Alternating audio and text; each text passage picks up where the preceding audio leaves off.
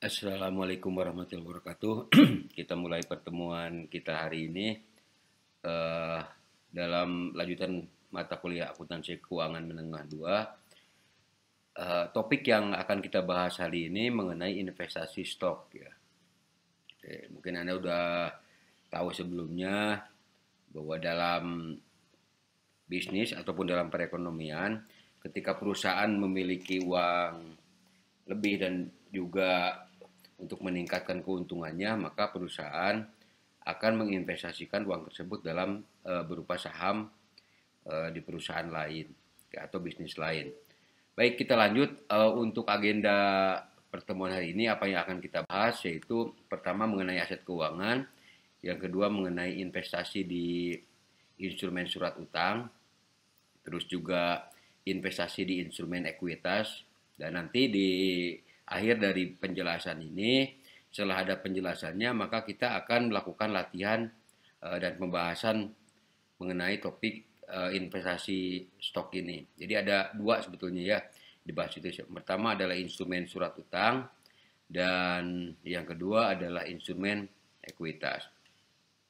Adapun pada pertemuan ini tujuannya adalah yang pertama kita ingin bahwa mahasiswa kita atau yang belajar ini dapat menjelaskan definisi dan klasifikasi aset keuangan. Ya. Dan yang kedua, mahasiswa mampu untuk menyajikan investasi instrumen surat utang di laporan keuangan.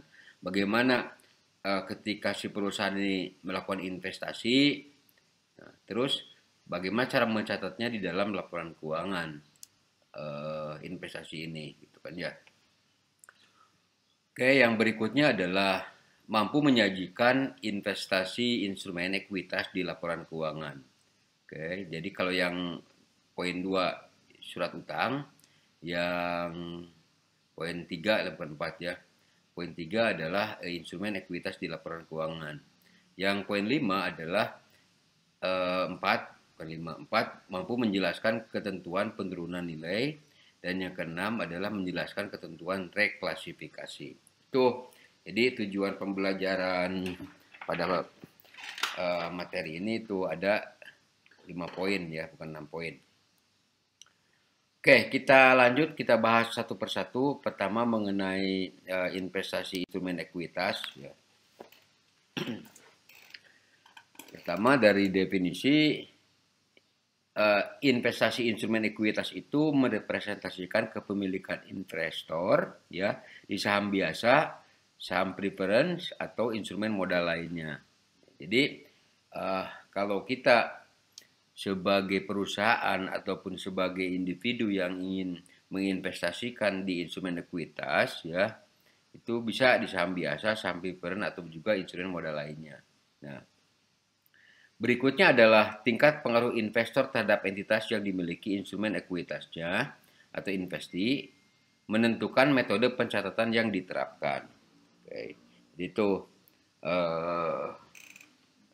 definisi mengenai instrumen ekuitas ya, instrumen ekuitas, investasi instrumen ekuitas.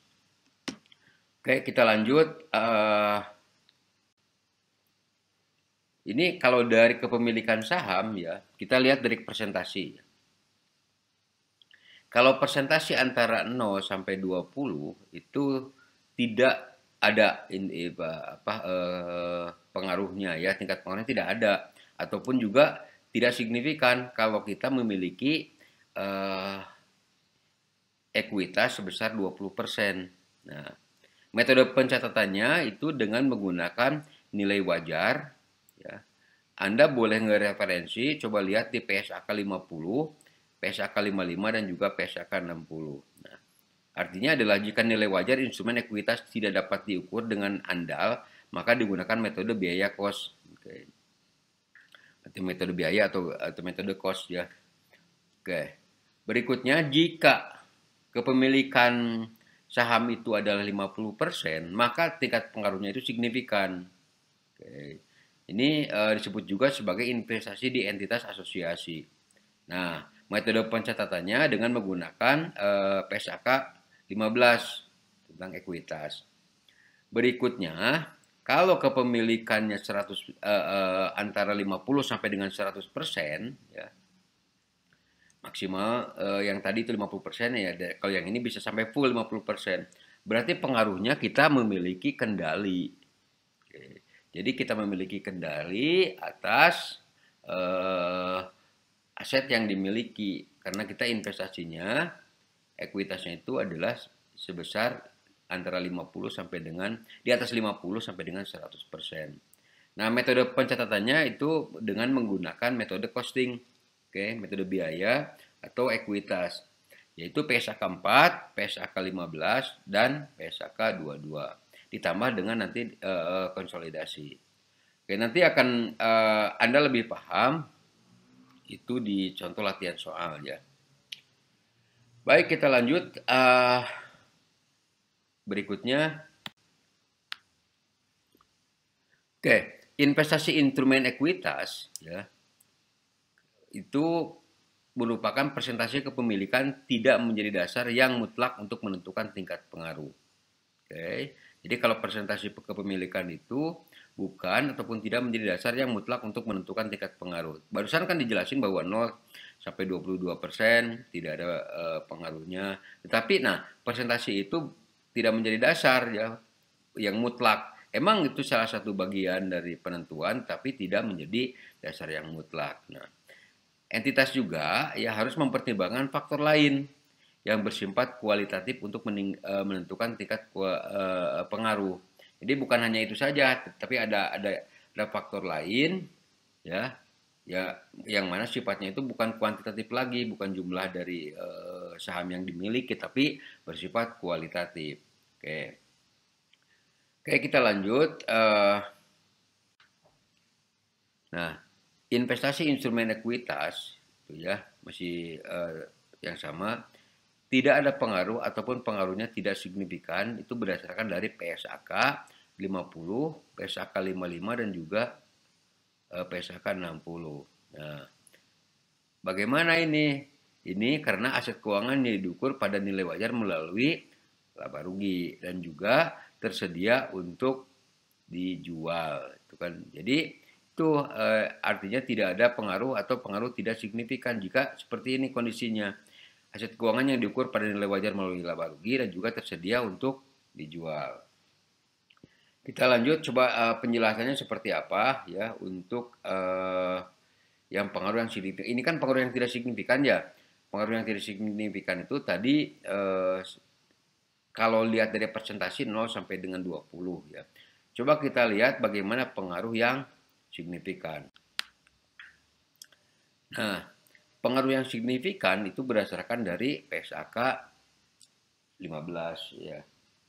Jadi dalam PSAK 15 ini dijelaskan bahwa kekuasaan untuk berpartisipasi dalam kebijakan keuangan dan operasional investi tetapi tidak mengendalikan atau mengendalikan bersama atas kebijakan tersebut.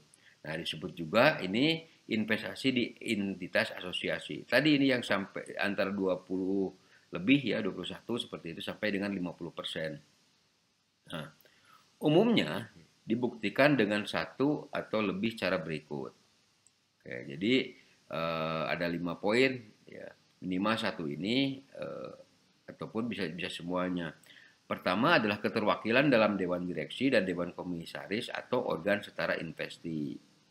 Yang kedua, partisipasi dalam proses pembuatan kebijakan. Makanya ini ada pengaruh signifikan ya. Karena pertama tadi ada keterwakilan di dewan direksi, yang kedua berpartisipasi pembuatan kebijakan, termasuk partisipasi dalam pengambilan keputusan tentang dividen atau distribusi lainnya. Jadi ada peran ya di dalam kebijakan dan juga pengambilan keputusan perusahaan. Yang ketiga, adanya transaksi material antara investor dan investi. Oke.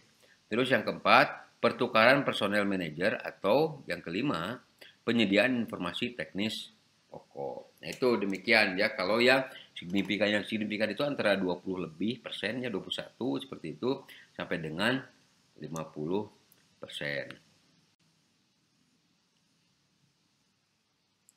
Oke, kita lanjut terkait dengan investasi instrumen ekuitas yang mana di sini yang di atas 50% sampai dengan 100% ataupun pengendalian yaitu PSAK 4. Nah, di sini bahwa kekuasaan untuk mengatur kebijakan keuangan dan operasional suatu entitas untuk memperoleh manfaat dari aktivitas tersebut. Nah, pengendalian juga ada ketika entitas investor memiliki setengah atau kurang suara di investasi jika terdapat. Nah, ini pertama, kekuasaan yang melebihi setengah hak suara sesuai perjanjian dengan investor lain. Oke. Yang kedua, kekuasaan untuk mengatur kebijakan keuangan dan operasional entitas berdasarkan anggaran dasar ataupun perjanjian. Oke. Jadi sebetulnya meskipun memiliki kurang dari setengah ya itu bisa jika ada poin-poin ini ya. Yang ketiga, kekuasaan untuk menunjuk atau mengganti sebagian besar dewan direksi dan dewan komisaris atau organ pengatur setara dan mengendalikan entitas melalui dewan atau organ tersebut. Nah, yang keempat, yang terakhir, kekuasaan untuk memberikan suara mayoritas pada rapat dewan direksi dan dewan komisaris atau organ setara dan mengendalikan dewan direksi dan dewan komisaris atau organ setara. Nah, itu. Jadi di sini ada 4 poin, walaupun dia di bawah 50%, ternyata bisa saja dia memiliki kuasa untuk pengendalian. Jika ini ada persyaratan yang 4 ini. Oke, kita lanjut. Metode pencatatan ya. Oke, metode pencatatannya nilai wajar ya, jika diukur pada nilai wajar melalui laba rugi. Nah, klasifikasinya itu terus tersedia untuk dijual. Berikutnya, pengakuan atas dividen tunai yang diperoleh itu nilai wajarnya diakui sebagai pendapatan dividen. Nah, ini juga diakui sebagai pendapatan dividen ya. Oke. Berikutnya, pengakuan atas laba rugi bersih investasi tidak ada. Oke. Terus keuntungan ataupun kerugian penyesuaian nilai wajar itu diakui dalam laba rugi tahun berjalan. Nah, dalam penyajian laporan keuangan gimana nilai wajarnya? Ya, ada pada nilai wajar di penyajian laporan keuangan. Oke, di sini ada penjelasannya. Jika nilai wajar instrumen investasi ekuitas tidak dapat ditentukan nilainya dengan andal, maka menggunakan metode biaya atau metode costing ya. Oke, kita lanjut. Bagaimana dengan metode pencatatan biaya? Metode pencatatan biaya, pengakuan atas dividennya itu diakui sebagai pendapatan dividen, pengakuan atas laba rugi bersih investasinya tidak ada, keuntungan ataupun kerugian penyesuaian nilai wajarnya juga tidak ada. Nah, kalau dalam metode pencatatan biaya, itu penyajian di laporan keuangan itu sebesar nilai pengakuan awal. Dan yang berikutnya yang ketiga adalah metode pencatatan ekuitas. Diakui sebagai pengurang investasi, dan juga di sini kalau dalam pengakuan yang barusan pengakuan atas dividen tunai ya. Sekarang kalau sebagai pengakuan atas laba rugi atau laba atau rugi bersih investasi itu diakui sebagai pendapatan di laba rugi tahun berjalan dan penambah investasi. Itu kalau yang ekuitas. Oke, kalau keuntungan kerugian penyesuaian nilai wajar tidak ada ya. Terus penyajian di laporan keuangan, nah ini sebesar nilai pengakuan awal ditambah pengakuan laba rugi investasi dikurangi perolehan dividen. Jadi beda dengan dengan metode pencatatan biaya ya. Kalau metode pencatatan biaya hanya diakui ya ditulis di laporan keuangan itu sebesar nilai pengakuan awal. Oke. Untuk mempermudahnya kita lanjut aja ke contoh soal ya. Contoh soal dari instrumen ekuitas ini. Contoh. Pada tanggal 1 Oktober 2012, PTMU membeli 100.000 lembar saham biasa PTMC dengan harga pasar 1.000. Oke.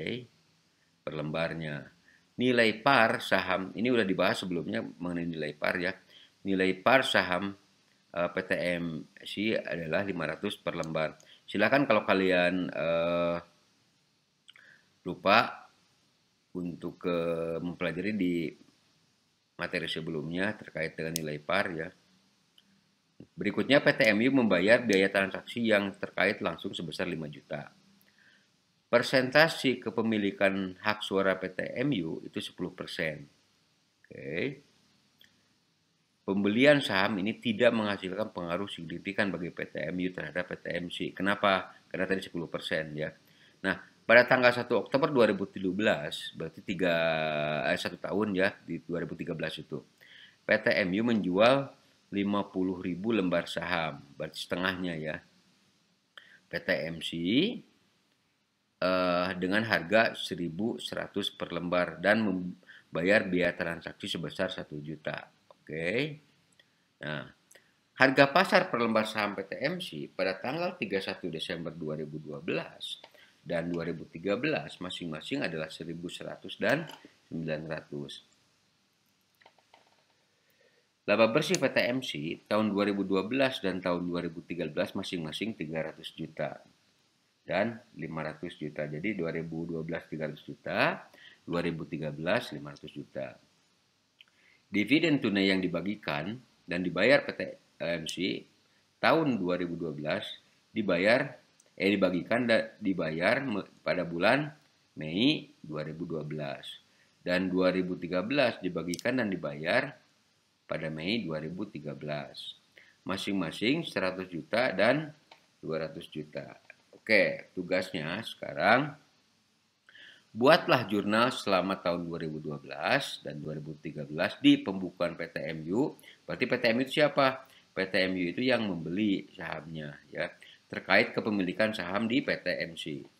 Sajikan investasi di laporan keuangan akhir tahun 2012 dan 2013. Oke. Kita lanjut ya, bagaimana cara penghitungannya.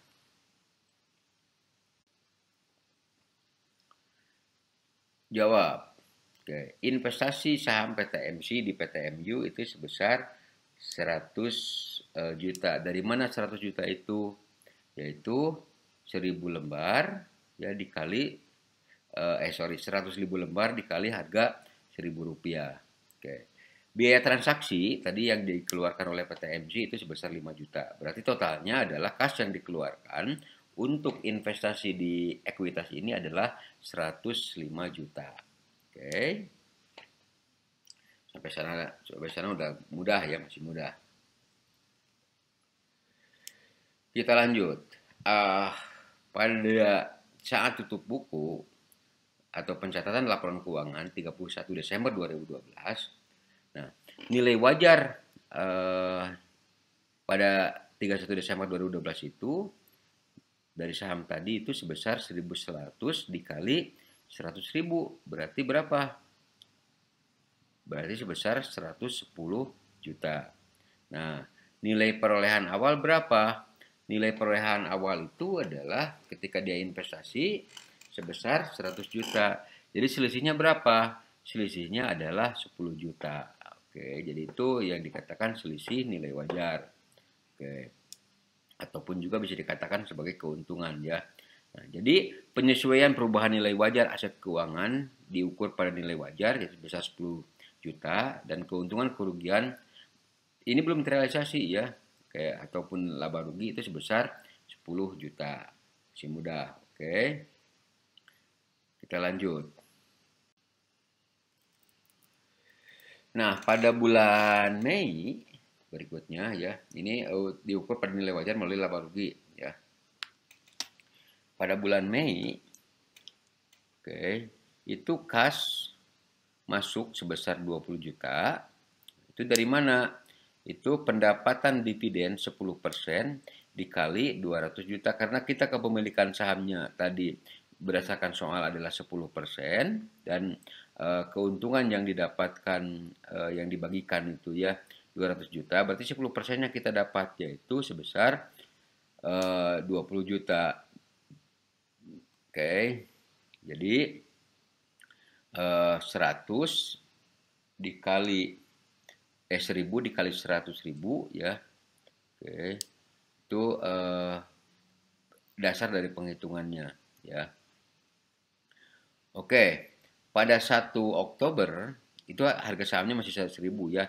Pada 1 Oktober harga jualnya itu 1.100. Nah, itu dijual tadi kan 50 lembar, 50.000 lembar ya. Berarti sebesar 55.000. Oke. Biaya transaksi tadi yang dikeluarkan adalah 1 juta. Berarti selisihnya berapa? Berarti dipotong dengan tadi biaya transaksi sebesar 54 juta. Nilai investasinya dari yang 50% tadi itu ya, yaitu sebesar 100 juta kali 50% karena yang dijualnya itu 50%. Berarti berapa? Berarti 50 juta. Nah, keuntungan dari penjualan itu berapa? Yaitu 4 juta. Oke. Cara menghitungnya, cara menjurnalnya, kas 54 juta ya.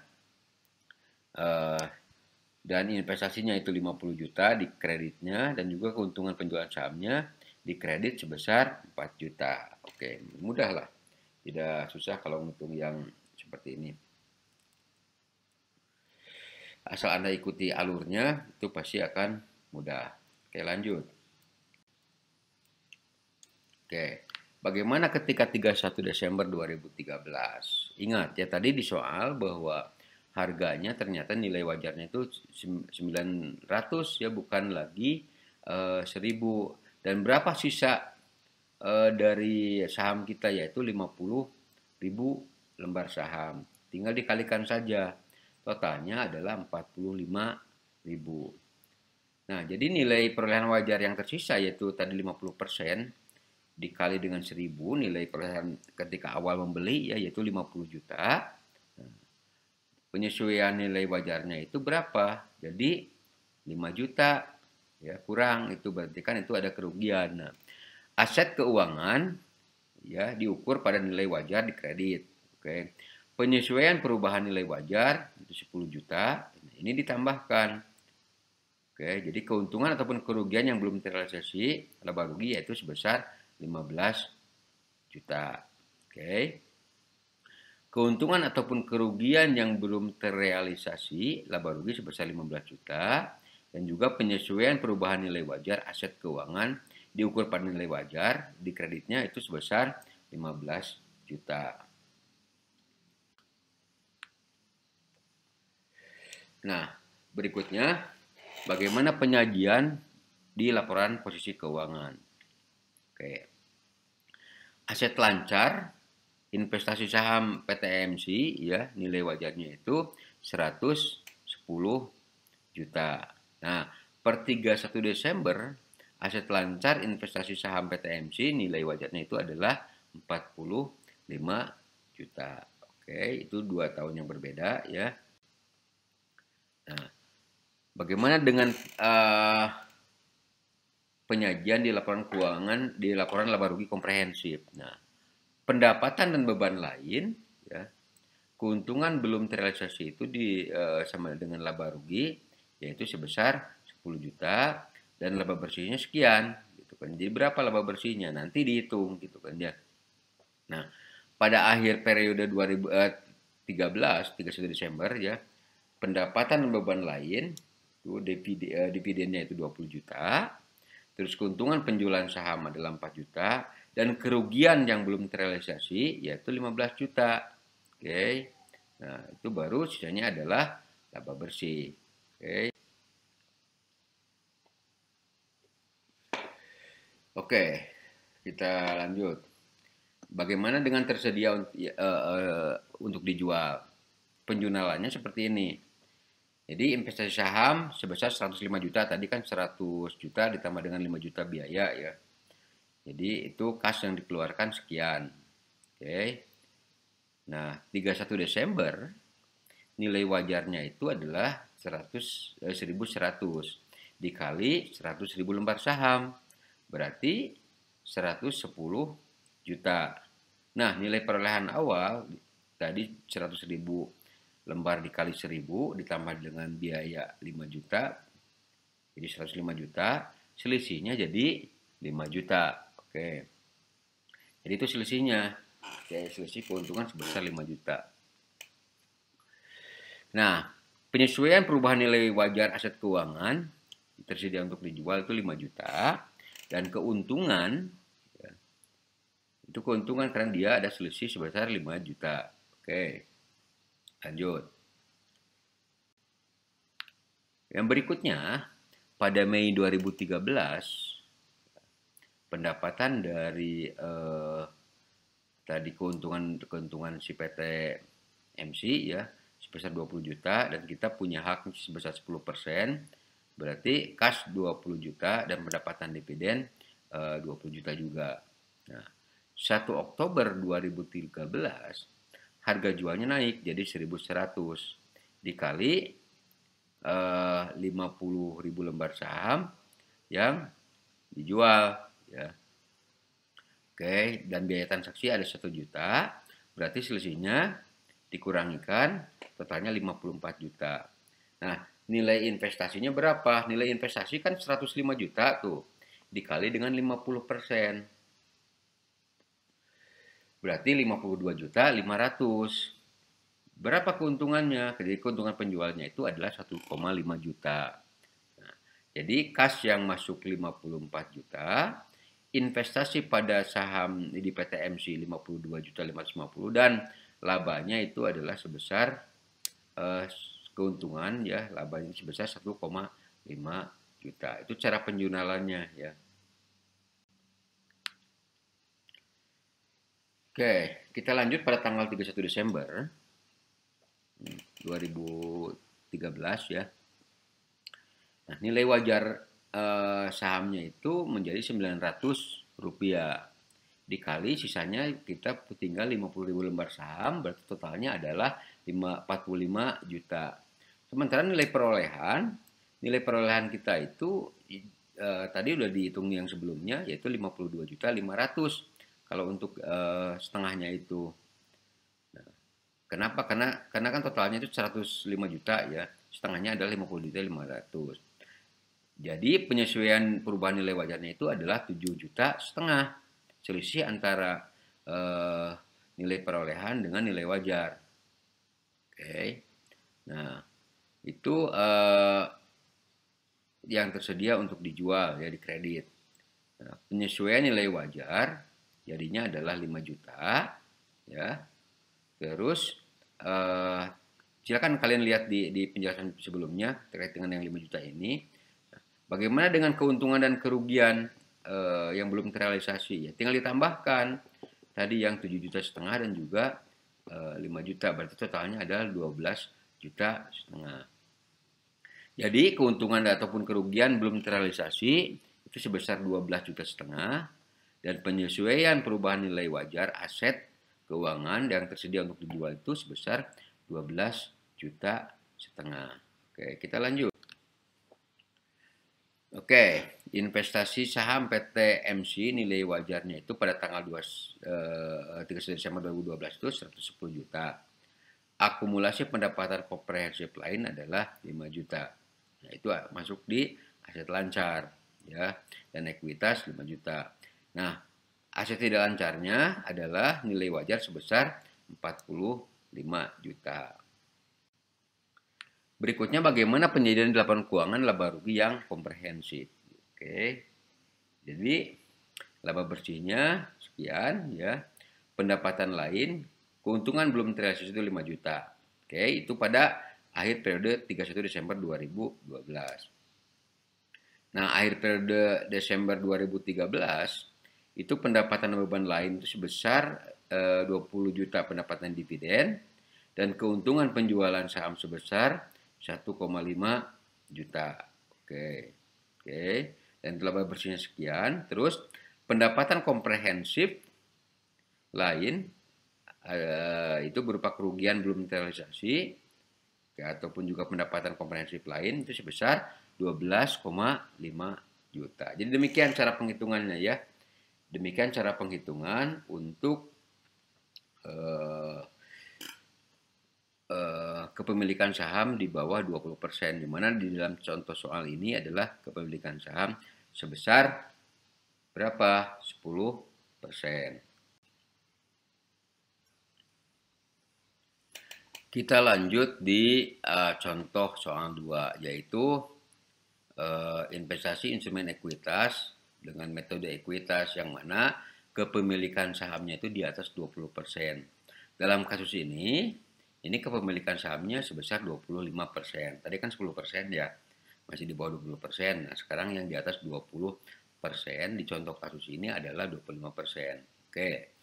Untuk mempermudah penghitungan kita ya, kita akan menggunakan contoh soal yang agak mirip dengan yang sebelumnya ya. Oke, tapi berbeda ya. Oke, tanggal 1 Oktober 2012 si PTMU ini membeli 100.000 lembar saham biasa dengan membayar kas sebesar Rp 200 juta. Oke. Berarti berapa tuh harga per lembar sahamnya? Yaitu berarti 2.000 ya. Oke, coba hitung.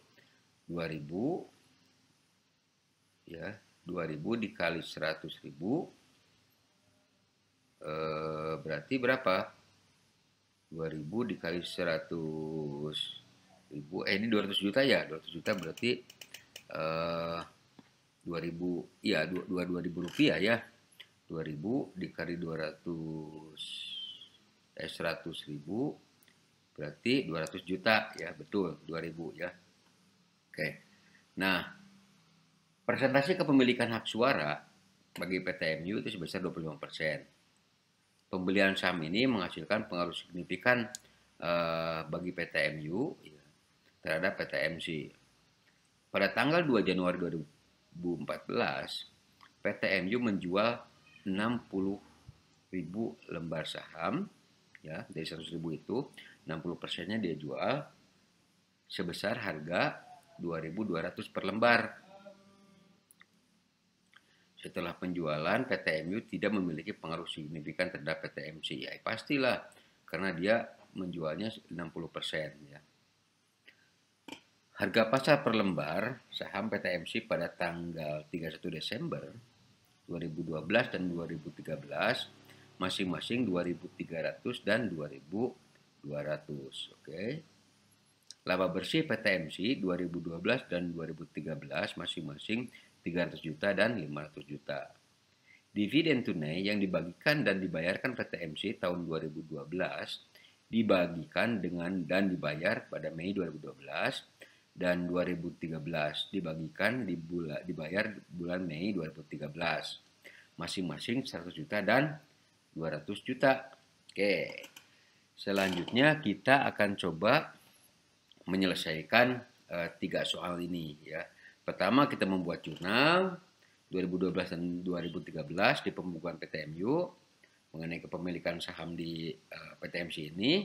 Yang kedua, menyajikan investasi di laporan keuangan pada akhir 2012 dan 2013. Dan juga terakhir adalah membuat jurnal penjualan tahun 2014. Oke. 2014 itu dia menjual sebesar 60.000 lembar saham atau 60%-nya. Oke. Soalnya ya. Kita lihat bagaimana menjawab soal ini untuk yang nomor 1 dulu. Pertama adalah investasi. Jadi dia membeli sebesar 100.000 lembar saham dengan harga 2.000. Totalnya adalah 200 juta. Oke. Berarti kita punya saham dan juga kita mengeluarkan kas kita di kredit sebesar 200 juta. Nah, di akhir periode akuntansi 2012 itu ketika pengakuan laba ya, itu investasi saham PTMC sebesar 75 juta. Dari mana 75 juta itu? Yaitu tadi pembagian laba 300 juta dikali kepemilikan kita 25% ya. Berarti sebesar 75 juta.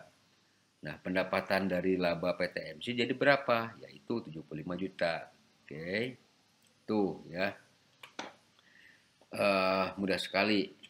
Jadi 300 juta itu adalah keuntungan si PTMC diberikan kepada kita ke PTMU. Katakanlah MU itu milik kita ya. Dan kita punya hak 25%-nya dari keuntungan si PT MC 300 juta berarti sebesar 75 juta. Kita lanjut, bagaimana untuk penghitungan bulan Mei ketika kita menerima dividen? Oke. Nah, dividen ada yang dibagikan sebesar 200 juta dan kita memiliki saham 25%-nya. Berarti berapa? 25 dikali 200 juta berarti kita dapat sebesar 50 juta. Oke. Kas kita 50 juta dan investasi saham di kredit sebesar 50 juta. Oke. Bagaimana ketika kita mencatat di akhir periode akuntansi yaitu tanggal 31 Desember ketika pengakuan laba di PTMC ya. Jadi pada 31 Desember itu si PTMC dapat keuntungan 500 juta dan kita punya andil 25%. Oke, jadi 20% dikali 500 juta yaitu sebesar 125 juta. Ya, itu didebit di investasi saham PTMC dan dikredit adalah pendapatan dari laba PTMC sebesar 125 juta. Oke, kita lanjut. Bagaimana kita menyajikan di posisi laporan keuangan. Oke. Jadi pada tanggal 31 Desember 2012, aset tidak lancar investasi saham PTMC sebesar 275 juta. Itu hitungan yang tadi ya. Silakan cek lagi cara penghitungannya. Dan pada 31 Desember 2013 itu sebesar 350 juta. Ya, itu aset yang tidak lancar. Nah, bagaimana penyajian di laporan laba rugi komprehensif? Nah, itu sama. Jadi berapa tadi keuntungan 31 Desember laba dari si perusahaan ini, labanya itu ya sebesar 75 juta dan juga 31 Desember 2013 sebesar 125 juta, yaitu tadi yang 500 juta dan juga yang 300 juta ya. Oke, kita lanjut. Nah, investasi instrumen ekuitas metode ekuitas ya. Ketika kehilangan pengaruh signifikan di entitas asosiasi, pertama tidak memiliki pengaruh atau pengaruh tidak signifikan, yang itu yang di bawah 20% dengan PSAK 55. Terus pengaruh pengendalian bersama yaitu PSAK 12 dan memperoleh kendali yaitu PSAK 4 dan 22 itu berarti di atas 50% ya. Oke, ketika kehilangan pengaruh signifikan, investor mengakui investasi yang tersisa di entitas asosiasi pada nilai wajar. Oke. Investor mengakui dalam laporan keuangan laba rugi setiap selisih antara nilai wajar investasi yang tersisa dan hasil pelepasan sebagian kepemilikan pada entitas asosiasi, oke, dengan jumlah tercatat investasi dalam tanggal ketika hilangnya pengaruh signifikan. Oke. Nah, ketika kehilangan pengaruh signifikan dan investasi tersisa dicatat sesuai dengan PSAK 55, nilai wajar investasi sangat dihentikan sebagai investasi pada entitas asosiasi dianggap sebagai nilai wajar pada saat pengakuan awal sesuai PSAK 55. Oke. Nah, jadi bagaimana ketika 1 Januari itu melakukan penjualan saham PTMC. Oke, dia menjual 60.000 lembar saham dengan harga 2.200, berarti kas yang diterima adalah sebesar 132 juta. Oke, nilai wajarnya itu yang tersisa ya, berarti 40%-nya tinggal 40.000 lembar dikali 2.200, berarti 88 juta. Kas yang didapat adalah 132 juta ya. Kerugian penjualan investasi sebesar 130 juta dan investasi saham di PTMC sebesar 262 juta. Oke. Nah, ini 88 juta itu dari mana? Yaitu dihitung dari tadi 350 juta nilai tercatat dikurangi 88.000. Oke, jadi berapa nilainya? Berarti nilainya itu sebesar 262 ya. Oke. Ya, 262 ya. Oke, coba bentar, saya coba hitung lagi ya. Kita akan coba dihitung lagi, 350 juta itu dicatat, dikurangi dengan 88 juta ya. Kita lanjut. Nah, penurunan nilai pada setiap tanggal pelaporan entes mengevaluasi apakah terdapat bukti objektif bahwa aset keuangan atau kelompok aset keuangan mengalami nilai penurunan. Bukti objektif meliputi peristiwa-peristiwa yang merugikan bagi pemegang aset keuangan seperti kesulitan keuangan ya. Yang kedua adalah pelanggaran kontrak. Yang ketiga adalah pemberi pinjaman karena alasan ekonomi atau hukum sehubungan dengan kesulitan keuangan peminjam, memberikan keringanan pada pihak peminjam. Yang keempat adalah terdapat kemungkinan pihak peminjam akan dinyatakan pailit atau melakukan reorganisasi keuangan. Yang kelima, kehilangan pasar aktif aset keuangan akibat kesulitan keuangan. Yang keenam, adanya penurunan estimasi arus kas masa depan dari aset keuangan atau kelompok aset keuangan. Ini ketika aset keuangan yang diukur pada nilai wajar melalui laba rugi itu ada pengukuran penurunan nilai tidak, kerugiannya not applicable, itu tidak bisa dihitung ya. Terus pemulihan kerugian penurunan nilai juga not applicable. Nah, kalau aset keuangannya itu berupa investasi yang dimiliki hingga jatuh tempo dan pinjaman yang diberikan dan piutang itu ada penurunan ya. Ya, betul itu ada penurunan. Nah, kerugian penurunannya bagaimana? Selisih nilai tercatat dengan nilai kini, estimasi arus kas masa depan. Tidak termasuk kerugian kredit yang belum terjadi yang didiskontokan dengan suku bunga efektif pengakuan awal. Oke. Nah, kerugian diakui pada laba rugi. Bagaimana dengan pemulihan kerugian penurunan nilai dapat dipulihkan dan diakui di laba rugi? Terus pemulihan tidak boleh mengakibatkan pada tanggal pemulihan terjadi nilai tercatat aset keuangan melebihi biaya perolehan diamortisasi jika tidak terjadi penurunan nilai. Oke.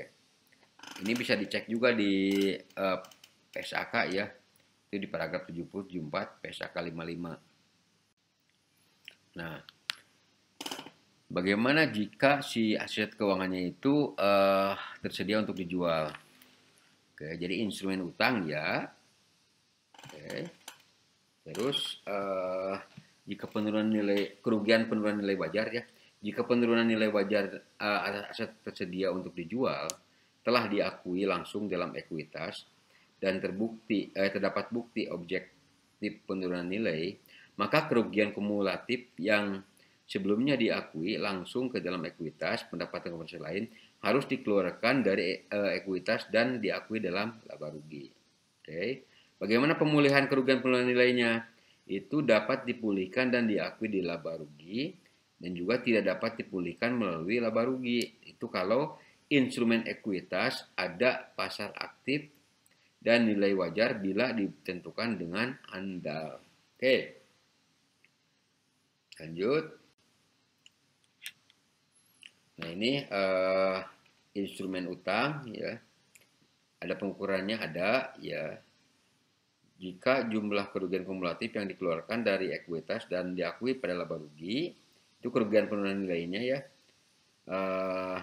adalah selisih antara biaya perolehan setelah dikurangi pelunasan pokok dan amortisasi dengan nilai wajar kini dikurangi kerugian penurunan nilai aset keuangan yang sebelumnya telah diakui pada laba rugi.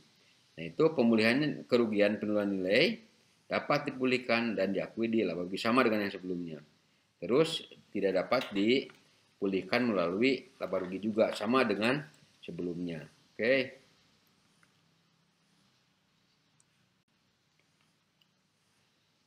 Ini bagaimana dengan instrumen ekuitas tidak ada pasar aktif dan nilai wajar tidak bisa ditentukan dengan andal. Ada pengukuran penurunan? Ya. Kerugian diukur dari selisih nilai tercatat aset keuangan dengan nilai kini estimasi arus kas masa depan yang didiskontokan pada tingkat pengembalian yang berlaku di pasar atas aset keuangan serupa. Kerugian diakui pada laba rugi. Nah, ini tidak dapat dipulihkan ya kalau pemulihan kerugian penurunan nilainya tidak bisa dipulihkan. Oke. Selanjutnya, penurunan nilai untuk AFS dan HTM menurut SAK etap ya. Apakah penurunan nilai wajar di bawah biaya perolehan terjadi secara permanen atau tidak? Oke. Terus jika merupakan penurunan permanen maka biaya perolehan diturunkan ke nilai wajar dan diakui sebagai biaya perolehan yang baru dan tidak boleh diubah lagi. Rugi penurunan nilai diakui dalam laba rugi yang telah direalisasi. Perlakuan selanjutnya mengikuti SAK yang berlaku. Oke. Nah, penyajian laporan keuangan. Di neraca, trading sebagai aset lancar, HTM dan AFS sebagai aset lancar atau tidak lancar berdasarkan keputusan manajemen, kecuali akan jatuh tempo pada tahun berikutnya. Harus sebagai aset lancar. Ya. Oh iya, saya lupa. Kalau mungkin Anda lupa dari materi sebelumnya, materi kita sebelumnya kita ngebahas mengenai saham juga. Jika ada yang tidak tahu mengenai AFS dan juga HTM itu apa ya? Kalau AFS itu adalah available for sale, jadi saham yang tersedia untuk dijual. Kalau HTM itu adalah held to maturity, jadi saham yang dikuasai, dipegang hingga sampai dengan jatuh temponya. Tuh ya, kalau ada yang belum tahu tentang AFS dan HTM ya.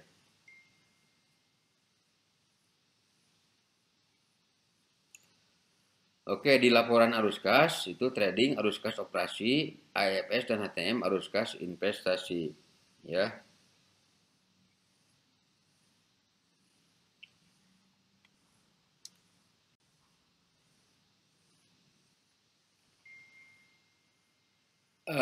Oke, kita lanjut ya. Di sini bagaimana saya akan coba menjelaskan mengenai transfer atau uh, reklasifikasi ya. Oke, bentar. Saya coba akan jelaskan ini ya. Oke, jadi di sini ada beberapa istilah yang perlu Anda pahami. Yaitu kalau HTM tadi udah saya jelaskan, held to mature. Terus kalau AFS itu available for sale. Kalau FVTPL itu adalah fair value through profit or loss. Jadi nilai wajar melalui laba rugi ya. Oke, jadi bagaimana ini alurnya, transfernya, ya, ataupun reklasifikasinya? Nah, jadi kalau fair value through profit or loss itu tidak bisa menjadi disimpan menjadi held to maturity ya, tidak bisa itu. Dan juga fair value through profit or loss itu tidak bisa ke AFS ya. Oke, jadi itu begitupun juga sebaliknya dari AFS ya tidak bisa juga ke fair value. Oke, dari fair value through profit or loss itu bisa ke loan and receivable. Oke, tapi itu situasi yang langka, jarang ya. Dan juga dari AFS ke loan receivable itu situasi yang langka juga. Nah, berikutnya adalah dari AFS ke HTM, itu ke held to mature, diizinkan jika ada perubahan intensi. Oke. Bagaimana sebaliknya dari HTM ke AFS itu diizinkan, namun harus memenuhi tainting rule ya. Jadi itu harus memenuhi dulu tainting rule. Oke. Jika ada yang tidak tahu istilah tainting rule, itu kan ya. Jadi tainting rule itu larangan untuk mengklasifikasikan HTM selama 2 tahun jika entitas bermaksud untuk menjual atau mereklasifikasi investasi HTM dalam jumlah pokok yang signifikan. Itu ya, Tenting Rule itu. Oke, kita lanjut. Nah, perubahan kelompok pada SAK etap, perubahan kelompok itu dinilai pada nilai wajar pada saat perubahan, terus dari trading ke kelompok lain, maka unrealized gain loss dicatat sebagai penghasilan dan tidak boleh dihapus. Ke kelompok trading, maka unrealized gain loss diakui pada tanggal perubahan. Dari HTM ke AFS, maka unrealized gain loss diakui dalam kelompok ekuitas. Dari AFS ke HTM, maka unrealized gain loss tetap diakui di ekuitas dan diamortisasi sesuai amortisasi premi dan diskonto. Oke. Selanjutnya, entitas, itu Tenting Rule yang tadi yang sudah saya jelaskan. Entitas tidak boleh mengklasifikasikan aset keuangan sebagai dimiliki hingga tempo jika dalam tahun berjalan atau dalam kurun waktu 2 tahun sebelumnya telah menjual atau mereklasifikasi investasi dimiliki hingga jatuh tempo dalam jumlah yang lebih dari jumlah yang tidak signifikan sebelum jatuh tempo. Lebih dari jumlah yang tidak signifikan dibanding dengan total nilai investasi dimiliki hingga jatuh tempo. Kecuali penjualan atau reklasifikasi tersebut ya dilakukan ketika aset keuangan sudah mendekati waktu jatuh tempo, terjadi setelah entitas telah memperoleh secara substansial seluruh pokok aset keuangan sesuai jadwal pembayaran atau pelunasan dipercepat, atau terkait kejadian yang di luar kendali entitas, tidak berulang dan tidak dapat diantisipasi secara wajar oleh entitas. Itu ya Tenting Rule itu. Oke, reklasifikasi entitasnya itu tidak dapat mereklasifikasi instrumen keuangan ke dalam kategori diukur pada nilai wajar melalui laba rugi setelah pengakuan awal. Tidak dapat mereklasifikasi derivatif dari diukur pada nilai wajar melalui laba rugi selama dimiliki atau diterbitkan. Yang ketiga, tidak dapat mereklasifikasi instrumen keuangan dari diukur pada nilai wajar melalui laba rugi jika pada pengakuan awal instrumen ditetapkan oleh entitas sebagai diukur pada nilai wajar melalui laba rugi. Ya. Yang keempat, dapat mereklasifikasi aset keuangan dari diukur pada nilai wajar melalui laba rugi dalam kondisi saat langka dengan ketentuan dan direklasifikasi ke pinjaman yang diberikan pada piutang setelah memenuhi kriteria pinjaman yang diberikan dan piutang. Jika aset keuangan tidak lagi dimiliki untuk perdagangan atau pembelian kembali aset keuangan tersebut dalam waktu dekat. Oke. Selanjutnya, entitas dapat mereklasifikasi aset keuangan dimiliki hingga tempo tersedia untuk dijual dengan memperhatikan ketentuan Tenting Rule dan diukur kembali nilai wajarnya. Reklasifikasi dari dan ke kelompok dimiliki hingga jatuh tempo harus memperhatikan ketentuan Tenting Rule. Oke. Nah, perbedaan SAK etap dengan PSAK, oke, kita harus tahu dulu nih mengenai aturannya. Investasi pada entitas asosiasi kepemilikan saham 20-50% dicatat dengan metode biaya cost method. Oke. Nah, investasi pada anak dengan metode ekuitas dan tidak dibuat laporan konsolidasian. CSAK etap tidak secara penuh menggunakan PSAK 50 ataupun PSAK 55. Ya, itu demikian untuk materi kita hari ini terkait dengan investasi di ekuitas. Oke. Tolong silakan pelajari dari 3 model tadi ya, 3 model dari mulai yang 0 sampai dengan 20%. Oke. Terus yang tidak ada pengaruh signifikan tuh kan. Terus yang signifikan dari 20 sampai 50% dan juga yang pengendalian di atas 50% sampai dengan 100%. Oke, demikianlah untuk materi hari ini. Terima kasih sudah memperhatikannya. Silakan kalian pelajari. Semoga dapat bermanfaat. Assalamualaikum warahmatullahi wabarakatuh.